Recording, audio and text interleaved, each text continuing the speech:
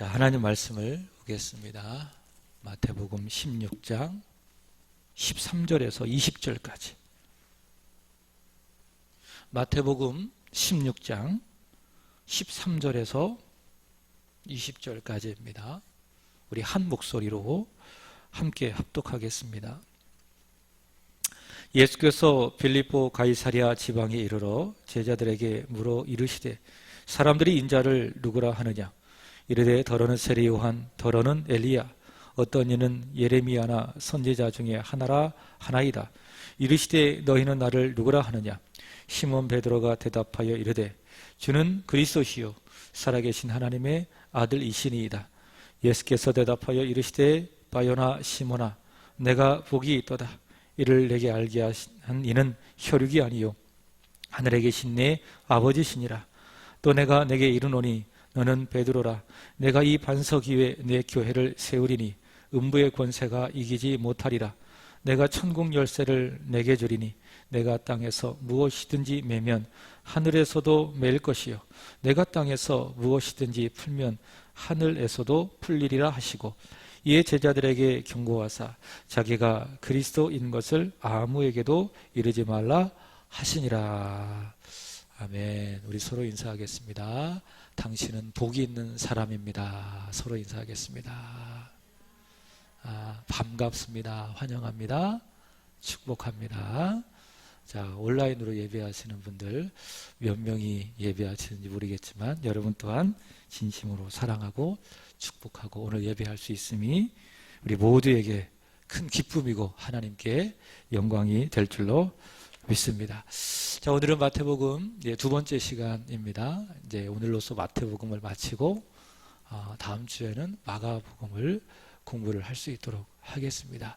숙제를 하나 드리고 싶은데 다음 주 마가복음을 공부할 건데 마가복음을 꼭 읽어오고 말씀을 들으시기를 부탁을 드립니다.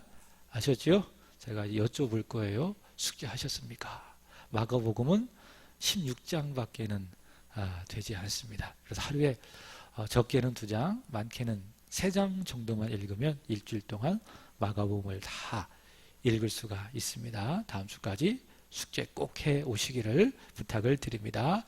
자, 오늘은 마태복음 두 번째 시간을 갖도록 하겠는데 지난주에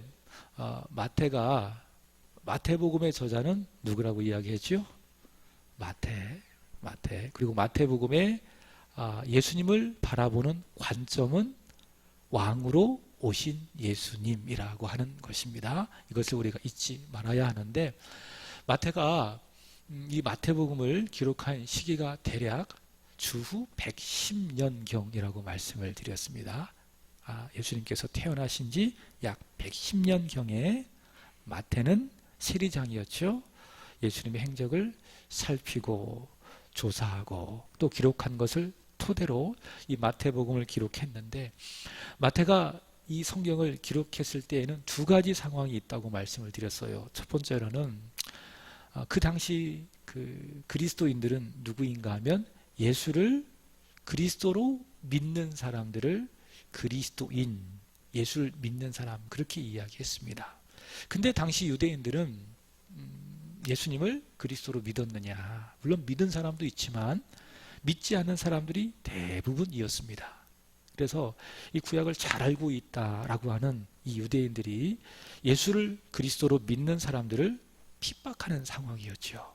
그래서 마태가 이 복음을 기록하였을 때에는 유대인들의 박해와 핍박이 있었다. 두 번째로는 이방인들의 미신적인 신앙이 있었고요. 그리고 하나님을 절대 신뢰하지 못하는 불신앙의 모습들이 있었고요. 그래서 이 2가지 상황이었다라는 겁니다. 유대인들의 핍박, 이방인들의 미신과 불신앙. 이 상황 속에서 마태가 이 복음서를 기록했는데, 이 상황을 그리스도인들이 이길 수 있는 대안은 하나님은 어떤 분이냐라는 것을 바로 알고 바로 믿을 때에 이 어려움의 상황을 잘 감당할 수 있다. 그럼 하나님은 어떤 하나님이냐? 첫 번째로 창조주 하나님, 천지와 만물을 창조하시고 특별히 남자와 여자를 창조하신 하나님. 마태복음 19장 4절에 그런 내용이 나와 있지요. 두 번째로는 그 창조주 하나님께서 개인별로 관계를 맺으시고 또 그 개인을 구원하신 하나님이시다라는 겁니다. 그래서 마태복음 22장 32절의 말씀을 보시면 하나님을 어떤 하나님으로 소개하고 있는가 하면 아브라함의 하나님, 그 다음에 이삭의 하나님, 야곱의 하나님, 그렇게 이제 소개를 하고 있습니다. 그래서 여러분 각자 이름이 있는데 여러분의 이름을 붙여서 거기다 하나님 붙이면 맞는 겁니다. 그런 하나님이시다.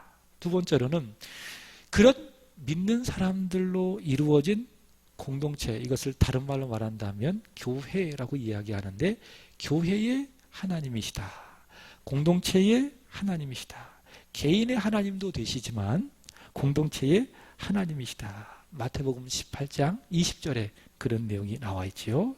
자, 그러나 마태가 가장 중요하게 이 마태복음에서 강조하는 하나님은 어떤 하나님이시냐? 우리의 아버지가 되신다. 사랑으로 공급하여 주시고 잘못하였을 때에 꾸짖으시고 채찍하여 주시고 바로 잡아주시는 그런 하나님으로 소개를 하고 있습니다. 자, 창조의 하나님, 개인의 하나님, 공동체의 하나님, 그리고 아버지 하나님, 이 하나님을 믿게 될 때에, 바로 알고 믿게 될 때에 외부로부터 오는 핍박과 미신과 불신앙을 이겨낼 수 있더라라고 하는 겁니다. 그게 마태가 이야기하는 바이고요.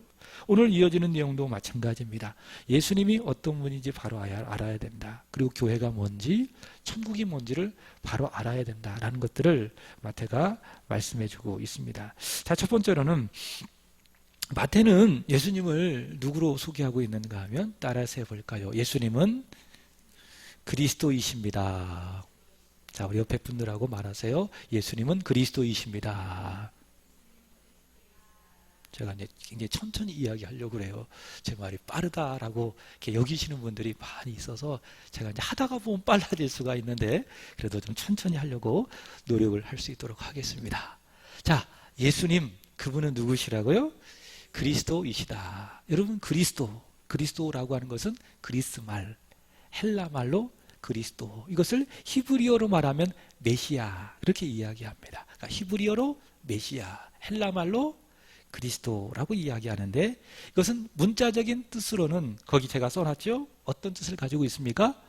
기름 부음을 받은 자, 이것이 바로 그리스도이시다라고 하는 건데 복음적으로 해석한다면 그리스도는 따라서 해볼까요? 구원자이시다.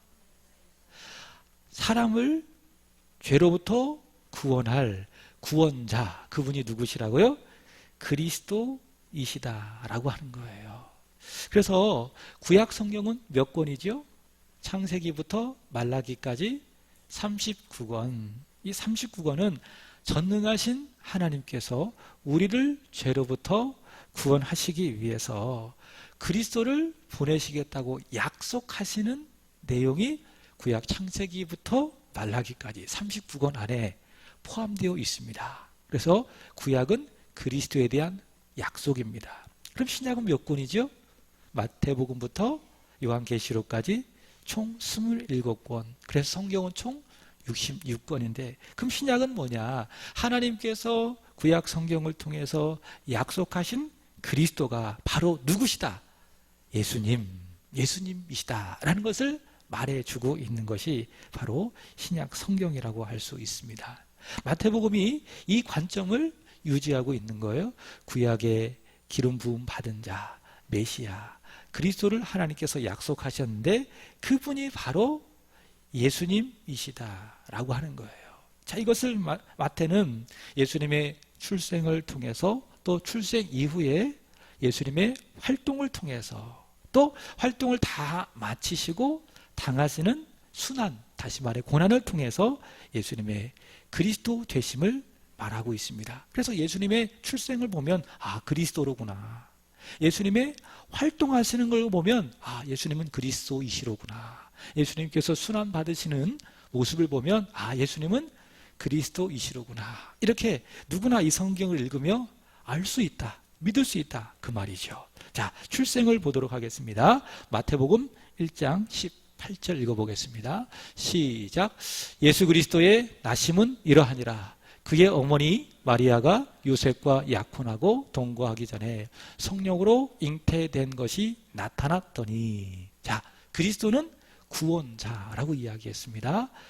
사람을 죄로부터 구원할 구원자. 그러면 구원자의 기본적인 자격이 있어요. 사람을 죄로부터 구원할 구원자의 아주 기본적이고 또 기초적인 자격이 있는데, 그것은 무엇인가 하면 죄가 없어야 된다는 겁니다. 죄가 있는 사람이 어떻게 죄가 있는 사람을 구원할 수 있겠어요? 죄가 없어야 구원자로서 죄 있는 사람을 구원할 수 있는 것입니다. 자, 예수님께서 그리스도이신 증거가 무엇인가 하면 저기 잘 보세요. 마태복음 1장 18절. 예수님은 어떻게 잉태되었습니까? 성령으로. 보통 사람이 잉태되려면 남자와 여자의 육체적인 관계를 통해서 생명이 잉태되는데, 근데 예수님은 그러한 방식으로 잉태된 것이 아니라 성령으로 잉태되었다라는 겁니다. 이것은 무엇을 말씀해 주고 있는가 하면 예수님에게는 우리와 똑같은 사람이지만, 우리에게는 죄가 있지만 예수님에게는 무엇이 없다? 죄가 없다. 우리는 죄를 가지고 있어요. 일반적인 자연법에 의해서 우리가 잉태되고 태어났기 때문에. 그러나 예수님께서는 그렇지 않습니다. 예수님은 죄가 없으십니다. 성령으로 잉태되었기 때문에. 그래서 예수님은 누구시냐? 그리스도시다. 구원자이시다. 바로 그것을 말씀해 주고 있습니다. 출생이 바로 그 사실을 말씀해 주고 있는 거예요. 그래서 여러분들이 마태복음 1장, 2장 예수님의 이 탄생을 보면서 확인하셔야 될 것이 무엇이냐? 예수님은 그리스도이시로구나, 구원자이시로구나, 이것을 확인하고 믿으시면 되는 겁니다. 그럼 그로 말미암아 구원을 받게 되는 것입니다. 자, 두 번째로는 예수님의 활동입니다. 자, 예수님께서 태어나셨어요. 그리스도이심이 증명되었어요. 그리고 예수님이 세례 요한에게 세례를 받으셨어요. 그의 나이 대략 한 30세 정도 되었을 때에 세례 요한에게 세례를 받으시고 이제 그리스도로서 일을 하셨는데 여러 가지 일들을 하셨죠. 첫 번째로 병을 고쳐주셨어요. 아픈 사람, 질병에 놓여 있는 사람, 질병에 지배받는 사람의 병을 고쳐주시고, 또는 죽은 사람들을 살려주시고, 죽었던 사람이 있다면 살려주시고, 또 복음을 전하시고. 이것이 무엇입니까? 예수님께서 그리스도이시다라고 하는 증거입니다. 마태복음 11장 2절을 한번 보겠습니다. 다 같이 시작. 요한이 옥에서 그리스도께서 하신 일을 듣고 제자들을 보내어. 요한이 감옥에 갇히셨을 때의 소식을 듣는 겁니다. 예수님께서 아픈 사람들의 병을 고쳐주셨더라, 죽은 사람들을 살려주셨더라, 또 복음을 전하셨더라 라고 하는 그 사실을 요한이 들은 겁니다. 그럼 요한은 어떤 생각을 했느냐? 아, 그렇다면 그분은 누구시다? 그리스도이시다 라고 요한이 믿었다라고 하는 것입니다. 그래서 예수님께서 출생하시고 세례 요한에게 세례를 받으시고 활동하는 모든 일들, 병고침, 기적, 말씀을 가르침, 이런 모든 내용들은 무엇을 말해주고 있느냐? 예수님은 그리스도이시다 라고 하는 사실을 보여주고 있다라고 하는 겁니다. 자, 그 다음에 중요한 내용이죠. 순환입니다. 순환은 무엇인가 하면 고난입니다. 고난과 순환 같은 말입니다. 조금 더 신학적이고 성경적인 말은 순환, 그렇게 이야기할 수 있는데, 자, 구약 성경은 그리스도가 우리를 죄로부터 구원하시기 위해서 고난을 받는다고 이야기하고 있습니다. 이게 놀라운 복음인데, 자, 이사야 선지자가 뭐라고 이야기했는가 하면 이사야 53장 5절 읽어보겠습니다. 시작. 그가 찔림은 우리의 허물 때문이요 그가 상함은 우리의 죄악 때문이라. 그가 징계를 받음으로 우리는 평화를 누리고 그가 채찍에 맞음으로 우리는 나음을 받았도다. 자, 예수님께서 오시기 약 1000년 전에 이사야 선지자는 하나님이 보내실 그리스도를 성령의 능력으로, 성령의 조명하심으로 미리 환하게 보는 겁니다. 근데 그 그리스도가 어떤 모습이었는가 하면 고난을 받으시는 그리스도의 모습이었어요. 고난을 받으시는 그리스도의 모습, 상하고 그리고 징계를 받고 채찍을 받는 그리스도의 모습을 이사야 선지자는 성령의 감동으로 미리 보고 이 말씀을 기록을 했습니다. 그래서 그리스도는 어떤 존재인가? 우리를 죄로부터 우리를 낫게 하시기 위해서, 우리에게 평화를 주시기 위해서, 우리를 치유하기 위해서 고난을 당하시는 분, 그분이 성경이 말하는 약속된 그리스도의 모습이다라고 하는 겁니다. 그 약속대로 예수님께서 이제 고난을 받게 되어지는데 그런 주요한 내용들이 26장과 27장에 나와 있는 거예요. 자, 마태복음 26장 63절을 보겠습니다. 다 같이 시작. 예수께서 침묵하시거늘 대제사장이 이르되 내가 너로 살아계신 하나님께 맹세하게 하노니 내가 하나님의 아들 그리스도인지 우리에게 말하라. 자, 대제사장이 예수님을 신문하면서 묻는 말인데 이게 사실이에요? 아니면은 거짓입니까? 물론 대제사장은 안 믿는 거예요. 예수님을 그리스도로 안 믿는 거예요. 그러나 우리는 이 성경을 읽어가면서 예수님은 그리스도이심을 믿는 겁니다. 이 대제사장의 말이 그는 안 믿었지만은 우리는 이 성경을 읽을 때에 예수님은 누구시다. 우리를 대신해서 고난을 받으시는 그리스도이시다라는 사실을 믿게 되는 겁니다. 자, 그 다음에 27장 17절입니다. 시작. 그들이 모였을 때에 빌라도가 물어 이르되 너희는 내가 누구를 너희에게 놓아주기를 원하느냐? 바라바냐? 그리스도라고 하는 예수냐? 하니. 그죠? 여기서도 마찬가지. 빌라도가 예수님을 어떻게 이야기했습니까? 그리스도라고 이야기했습니다.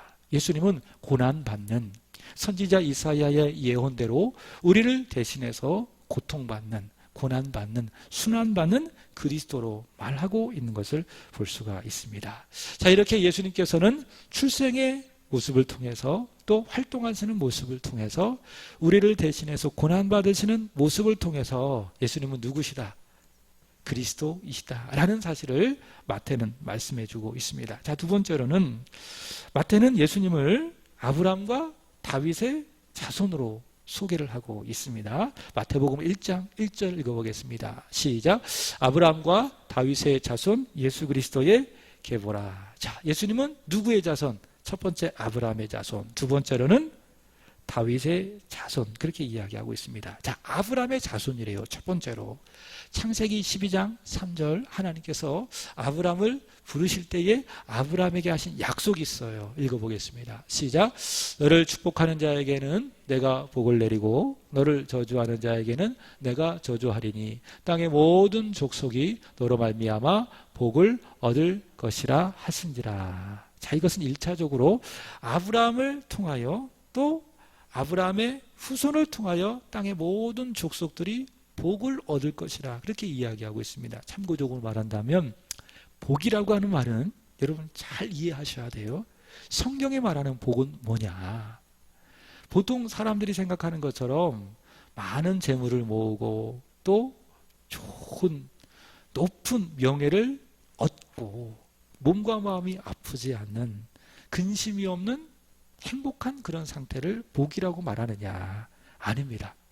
성경이 말하는 복은, 본질적인 복은 무엇인가 하면 하나님이 나의 하나님이 되어주시는 것, 그것이 성경이 우리에게 말씀하고 있는 복입니다. 그래서 여러분, 우리가 좀 돈이 부족하고 조금 가난하고 또 건강하지 못하고 내 삶의 환경에 문제가 많이 있어도요, 하나님이 나의 하나님이 되어주신다면, 하나님이 아브라함과 이삭과 야곱의 하나님이었던 것처럼 나의 하나님이 되어주셔서 나를 구원하사 그분이 나의 아버지가 되신다면 그게 뭐예요? 내가 복이 있다, 복받은 사람이라 라고 하는 증거임을 믿으시기 바랍니다. 그래서 여러분이 예수를 믿고 구원받고 하나님을 아빠, 아버지라고 부른다면 여러분 모두는 다 어떤 사람? 복이 있는 사람. 시편 1편에 말씀한 것처럼 여러분 한 사람 한 사람은 복이 있는 사람, 그런 사람인 줄로 믿습니다. 자, 그것이 바로 성경이 말하는 복이다. 여기서 말하는 복이 바로 그런 거예요. 하나님이 그들의 하나님이 되어주시는 복. 다시 말해 구원의 복, 구원의 복, 죄 용서받고 하나님의 자녀가 되어지는 바로 그 복이 아브라함을 통해서 모든 민족에게 흘러가게 될 것이다 라고 하는 거예요. 이게 1차적인 의미인데 멀리 본다면 어떤 말씀인가 하면 아브라함의 자손, 누구? 예수님을 통해서 모든 민족들이 무엇을 받습니까? 하나님을 자기 하나님으로 모시고 살아가는 구원의 복, 영생의 복을 받게 된다라고 하는 약속이에요. 언약이에요. 이것이 바로 창세기 12장 3절의 말씀인데 바로 그 복을 주시는 분, 그래서 예수님을 아브라함의 자손이라고 하는 것입니다. 자, 그래서 마태복음 10장 6절을 보세요. 자, 그 복이 첫 번째 누구에게로 흘러가는가 하면 시작, 오히려 이스라엘의 집에 잃어버린 양에게로 가라. 첫 번째 누구에게로 그 복이 흘러가죠? 아브라함에게 약속하신 그 복이 예수님을 통해서 첫 번째로는 이스라엘 사람들에게 흘러가게 되는 겁니다. 자, 그리고 두 번째로는 누구에게로? 이방인에게로. 마태복음 28장 19절 시작, 그러므로 너희는 가서 모든 족속을 제자로 삼아 아버지와 아들과 성령의 이름으로 세례를 베풀고. 모든 족속은 누구를 말하는 것입니까? 이스라엘 백성뿐만이 아니라 이방에 있는 모든 족속을 말하게 되는 겁니다. 아브라함의 자손이신 예수님을 통해서 구원의 복, 영생의 복, 이 복이 이스라엘 사람들에게로, 그리고 구원의 복이 이방인들에게로 흘러가게 될 것이다 라고 하는 겁니다. 그래서 예수님을 아브라함의 자손 그러는 거예요. 자, 그 다음에 두 번째로는 예수님을 또 다윗의 자손 그러는 거예요. 자, 예수님께서 하나님께서 이 다윗에게 약속하신 것이 있어요. 사무엘하 7장 12절을 보겠습니다. 시작, 내 수완이 차서 내 조상들과 함께 누울 때에 내가 내 몸에서 날 내 씨를 내 뒤에 세워 그의 나라를 견고하게 하리라. 자, 이것은 누구에 대한 약속입니까? 그리스도에 대한 약속이에요. 그러니까 다윗의 씨, 다윗의 후손을 하나님께서 세워주시겠다. 그리고 그의 나라를 견고하게 하시겠다. 그러니까 다윗의 후손을 통해서 하나님께서 그리스도를 보내시겠다라고 하는 약속입니다. 이게 사무엘하 7장 12절의 말씀인데, 그래서 유대인들은, 구약 성경을 알고 있는 유대인들은 다윗의 자손은 누구를 말하는 거예요? 그리스도, 구원자로 믿은 거예요. 자, 그래서 마태복음 9장 27절을 보세요. 시작, 예수께서 거기에서 떠나가실새 두 맹인이 따라오며 소리질러 이르되 다윗의 자손이요 우리를 불쌍히 여기소서. 자, 예수님을 누구라고 고백했습니까? 누구라고 외쳤습니까? 다윗의 자손. 그죠? 그러니까 하나님께서 다윗을 통해서 약속하신 구원주가 바로 당신입니다. 당신이 바로 다윗의 자손이시고 우리를 구원할 구원주이시오니 우리를 불쌍히 여겨주세요. 우리를 구원해 주세요 라고 하는 것입니다. 그래서 마태는 예수님은 구약에 약속되어진 아브라함의 자손, 그리고 다윗의 자손, 모든 민족에게 구원을 복을 주는 그런 아브라함과 다윗의 자손이다, 그렇게 말을 하고 있는 겁니다. 자, 그 다음에 세 번째로는 하나님의 아들, 하나님의 아들이라고 하는 것이죠. 자, 예수님은 그리스도이시고 아브라함과 다윗의 자손이시고, 그 다음에 무엇보다도 예수님은 하나님의 아들이시다. 마태는 굉장히 강조를 하고 있습니다. 자, 성경의 증거들을 보겠습니다. 마태복음 2장 15절 보겠습니다. 시작, 헤롯이 죽기까지 거기 있었으니 이는 주께서 선지자를 통하여 말씀하신 바 애굽으로부터 내 아들을 불렀다 함을 이루려 하심이라. 자, 예수님께서 태어나셨을 때에 애굽으로 피신하셨어요. 그 애굽에서부터 하나님께서 그 아기 예수님을 부르셨는데 그 부르심에 하신 말씀이 무엇인가 하면 내 아들, 누구를 말하는 겁니까? 예수님. 그래서 예수님은 누구시다? 하나님의 아들, 성부 하나님의 아들이시다라고 하는 거예요. 자, 그 다음에 마태복음 3장 17절 읽어보겠습니다. 시작.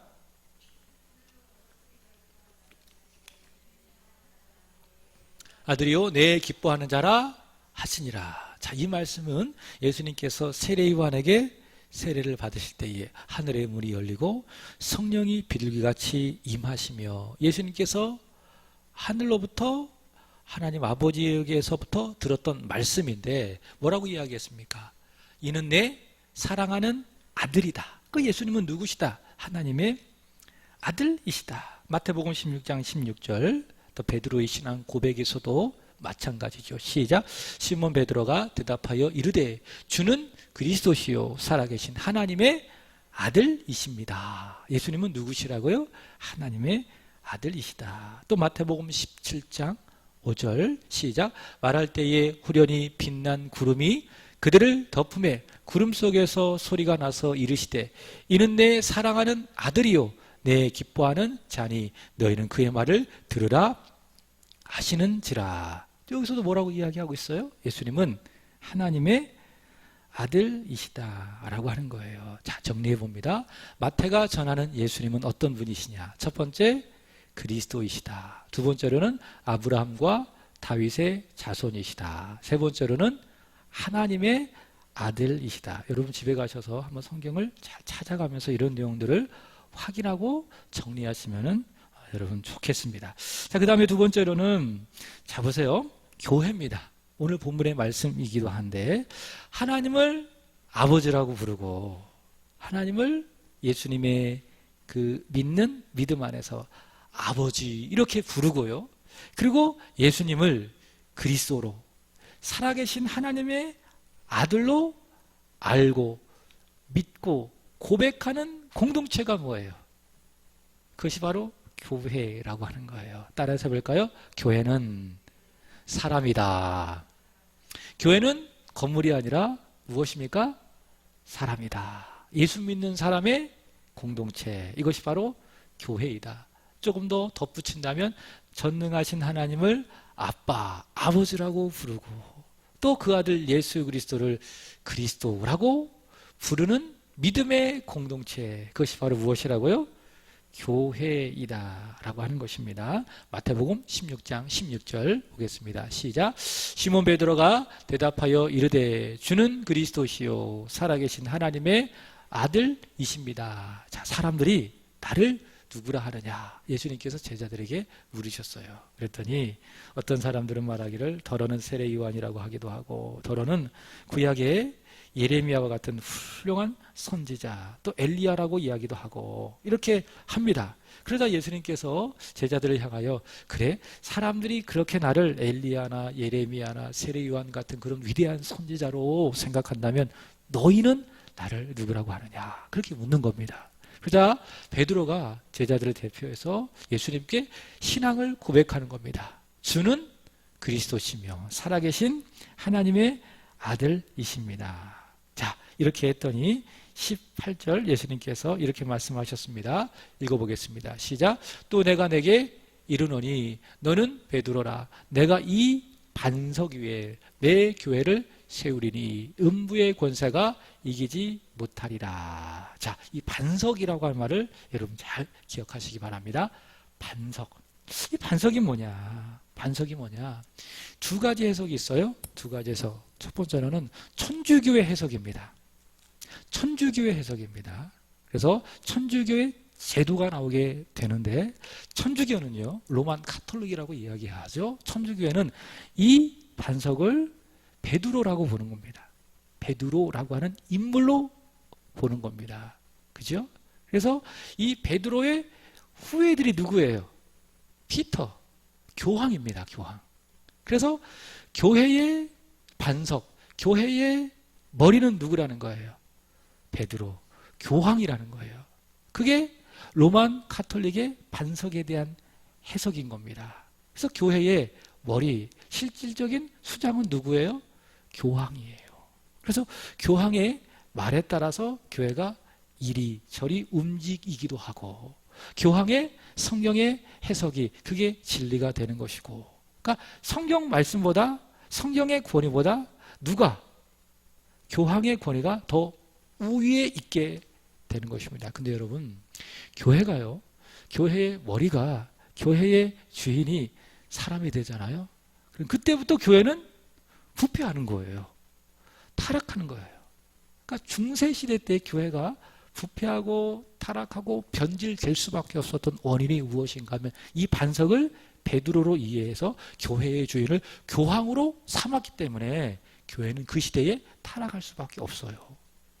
그래서 16세기 루터나 칼빈과 같은 종교 개혁자들이 개혁을 일으킬 수밖에 없었던 이유가 교회가 부패하고 타락하니까는 교회의 주인은 누구다? 교황이 아니라 예수 그리스도이시다. 이것을 본래 되돌린 역사적인 사건이 16세기에 일어났던 종교 개혁이라고 하는 거예요. 자, 우리 기독교회는 이 반석을 베드로 한 인물 교황으로 해석하지 않고 이 반석을 어떻게 해석하는가 하면 앞에 16장 16절 그 신앙 고백으로 해석하는 거예요.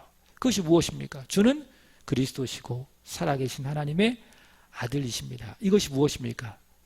반석이다. 이 반석 위에 주는 그리스도시고 살아계신 하나님의 아들이십니다 라고 하는 이 신앙 고백 위에 무엇이 세워지는 거예요? 18절 보시면 무엇이 세워지죠? 교회가, 예수님의 교회가 세워지는 거예요. 이해하셨죠? 자, 이런 반석 위에 교회가 세워진다라고 하는 것입니다. 자, 그 다음에 세 번째로는 그러면 예수님께서 말씀하신 교회가 하는 일이 있어요. 자, 굉장히 적극적이고 전투적인 첫 번째 말이 무엇인가 하면 18절 다시 보시면 내가 이 반석 위에 내 교회를 세우리니 첫 번째 음부의 권세가 이기지 못하리라. 여기서 권세라고 하는 말을 영어 성경에도 보고 원어에도 보면 복수의 형태로 이야기하고 있습니다. 그러니까 지옥의 권세, 음부의 권세. 이게 뭘까요? 하나님을 대적하는 모든 공격들, 모든 대적들, 모든 권세들이 이 세상에 있다는 거예요. 근데 교회는 이 음부의 권세를 이기고 지배할 수 있는 적극적인 능력을 가지고 있어요. 그게 이 세상의 교회예요. 그래서 교회라고 하는 데는 소극적인 공동체가 아닙니다. 굉장히 적극적인 공동체입니다. 진취적이고 그리고 전투적이고 힘써 세상을 향하여 전진해 나가는 그 공동체, 힘이 있는 공동체가 바로 이 세상에 세워진 교회이다라는 거예요. 하나님을 대적하는 모든 사상들, 이론들, 사상 체계들, 문화들, 이 모든 것들을 드러내고 하나하나씩 침투하고 깨트리는 공동체, 그게 뭐라고요? 그것이 바로 교회이다라고 하는 거예요. 그래서 16세기 종교개혁자들은 이 세상에 있는 교회를 어떻게 표현했는가 하면 전투하는 교회, 전투하는 교회. 여러분, 전투는 가장 중요한 게 뭐예요? 공격하는 거예요. 공격하는 거예요. 그래서 그 야구를 하든지 축구를 하든지 최선의 방어가 뭡니까? 열심히 공격하는 겁니다. 그게 최선의 방어예요.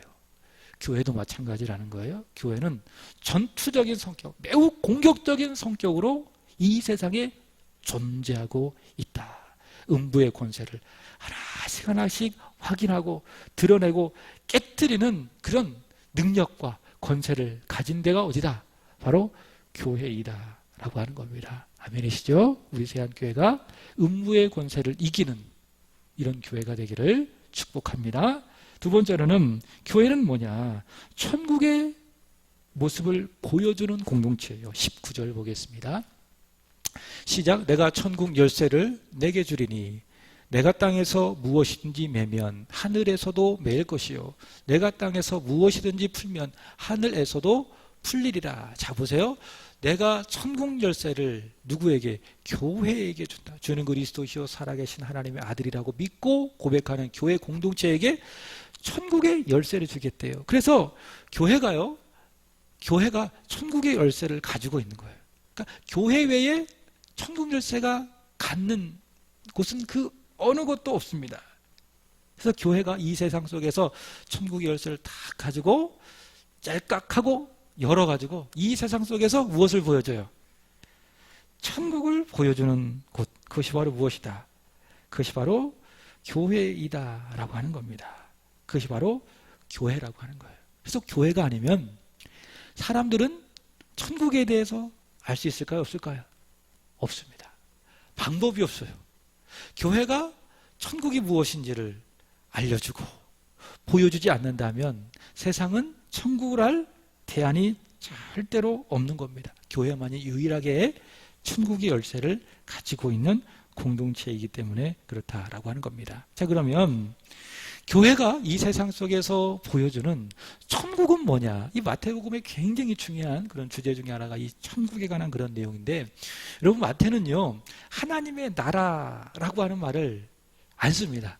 마가복음과 여러분 나중에 읽어보시면 알겠지만 누가복음에는 하나님 나라, 하나님 나라, 요한복음도 조금 나오죠. 하나님 나라 이렇게 이야기하는데 마태복음은 하나님 나라 대신 천국이라고 씁니다. 왜냐하면 유대인들은 하나님이라고 하는 말을 쓰는 것을 굉장히 뭐라고 할까요? 이렇게 경이롭게 여겼어요.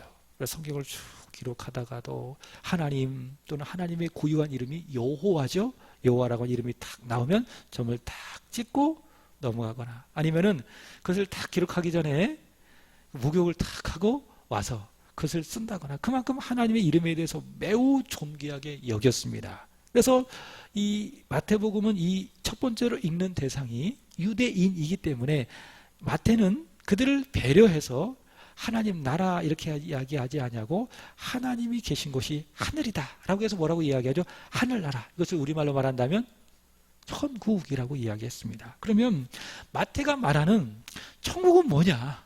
교회가 이 세상 속에서 보여주는 천국은 뭐냐라고 하는 건데 제가 세 가지로 정리해 보았습니다. 첫 번째 천국은 영적인 공간이라는 거예요.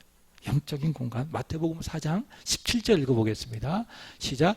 이때부터 예수께서 비로소 전파하여 이르시되 회개하라 천국이 가까이 왔느니라 하시니. 여기서 말하는 천국이라고 하는 것은요, 잘 보세요. 세상과 그러니까 죄로 물든 죄로 얼룩진 곳을 세상이라고 이야기하는 거예요. 그래서 사도 요한은 너희가 이 세상이나 이 세상에 있는 것들을 사랑하지 말라라고 하는 그 의미에서 세상이 바로 그런 세상이에요. 죄와 정욕과 이생의 자랑과 안목의 정욕이 충만한 바로 그것을 세상이라고 이야기하는데 이것은 공간입니다. 공간. 세상이라고 하는 공간인데 이 세상과 다른 공간, 그게 뭐예요? 그게 천국이라는 거예요. 그 천국이 이제 예수님이 오심으로 말미암아 왔다. 가까이 왔다. 그래서 천국은 뭐냐? 세상과 다른 영적인 공간이라고 하는 거죠. 근데 우리처럼 이렇게 보이는 공간이 아니라 눈에 보이지 않는 공간이기 때문에 천국은 어떤 공간? 영적. 하나님 보여요? 안 보여요? 안 보이시죠? 그죠? 그래서 하나님은 영이시라. 마태복음 4장 이렇게 이야기하고 있지 않겠습니까? 천국도 마찬가지예요. 세상과 다른 공간이기 때문에 우리의 눈으로 볼 수 있어요? 없어요? 없어요. 그래서 천국은 뭐다? 영적인 공간이다. 이렇게 이해하시는 겁니다. 두 번째로는 천국은 뭐냐? 두 가지예요. 하나님이시고 하나님의 성품이라는 거예요. 자, 마태복음 20장 1절 보겠습니다. 시작. 천국은 마치 품꾼을 얻어 포도원에 들여보내려고 이른 아침에 나간 집주인과 같으니. 여기서 말하는 집주인, 이 비유입니다. 비유. 천국은 집주인이다. 그럼 집주인은 누굴 말하는 것일까요? 이것을 쭉 읽어보면 하나님을 비유한 말입니다. 그러니까 천국은 누구시다? 하나님이시다. 자, 그 다음에 마태복음 22장 1절부터 2절까지 시작. 예수께서 다시 비유로 대답하여 이르시되 천국은 마치 자기 아들을 위하여 혼인잔치를 베푼 어떤 임금과 같으니. 어떤 임금이 누구죠? 비유니까 역시 이것도 역시 하나님이다. 그래서 천국은 뭐예요? 하나님이에요. 마태가 말하는 천국의 개념이에요. 그 다음에 두 번째로는 그 하나님의 성품, 이것 또한 역시 천국이라는 거예요. 자, 역시 비유입니다. 마태복음 13장 30절입니다. 시작. 둘 다 추수 때까지 함께 자라게 두라. 추수 때에 내가 추수꾼들에게 말하기를 가라지는 먼저 거두어 불사르게 단으로 묶고 곡식은 모아 내 곡간에 넣으라 하리라. 그죠? 둘 다 가만히 둬라. 언제까지? 추수 때까지. 추수 때는 언제를 말하는 것이죠? 예수님 다시 오신 그 재림 때까지 곡식을 그대로 두어라 라고 하는 겁니다. 곡식을 그대로 모아 내 곡간에 둘 것이니 그대로 둘 다 자라게 두어라. 그러니까 하나님께서 그 곡식이 잘 자랄 수 있도록 돌보아 주시고 또 기다리시겠다. 하나님이 사랑하셔서 그 곡식이 잘 자랄 수 있도록 사랑으로 돌보아 주시고 또 기다려 주시겠다. 이게 뭐예요? 이게 천국이라는 거예요. 하나님의 성품, 기다리시고 품어주시고 사랑하는 하나님의 성품, 이것이 무엇이다? 천국이다 라고 하는 거예요. 그래서 여러분, 하나님의 성품이 하나님이시고 천국이 또 하나님의 성품이 천국인데 그 하나님과 하나님의 성품이 말씀을 통해서 우리 속에 오는 겁니다. 그 말씀이 내 안에 들어오잖아요. 그럼 뭐가 들어오는 거예요? 하나님이 내 속에 들어오는 거예요. 말씀을 통한 깨달음이 있죠. 아, 그렇구나. 그러면 하나님에 대한 깨달음이 바로 말씀이에요. 그 말씀이 들어오면은 하나님이 내 안에 들어오시는 겁니다. 그리고 하나님의 성품, 대표적인 것이 무엇이죠? 사랑. 사랑. 하나님의 말씀을 통해서 하나님과 그분의 성품인 사랑이 내 안에 충만하면 그 상태를 뭐라고 이야기하죠?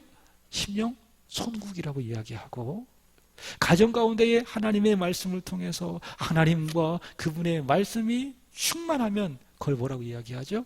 가정 천국이라고 이야기하고, 교회도 마찬가지예요. 말씀이 선포됨으로 말미암아 하나님과 그의 성품이 충만하면 교회 천국이라고 하는 거예요. 이해하셨죠?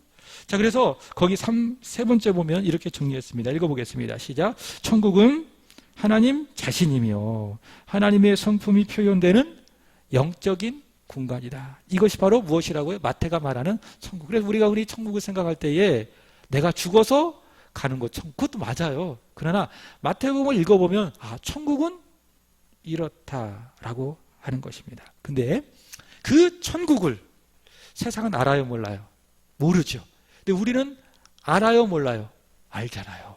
그리고 천국을 경험하면서 우리는 살아가고 있어요. 그래서 이 천국을 알지 못하는 사람에게 천국이 있어요. 하나님이 계시고요. 하나님은 사랑이시고요. 우리를 구원해 주셨습니다. 누구든지 예수를 믿으면 천국의 주인이 될 수가 있습니다 라고 알려주는 게 뭐예요? 그게 전도고 교회가 할 일이다 라고 하는 겁니다. 자, 거기 정리했습니다. 자, 거기 아래에 결론적으로 굵은색 글씨를 제가 썼습니다. 읽어보고 마치겠습니다. 시작. 예수 그리스도께서 세우사 주인 되신 교회만이 세상에 천국을 보여줄 유일한 채널입니다. 내가 아니면, 교회가 아니면은 세상은 천국을 알 수 있어요, 없어요? 없죠. 다 지옥.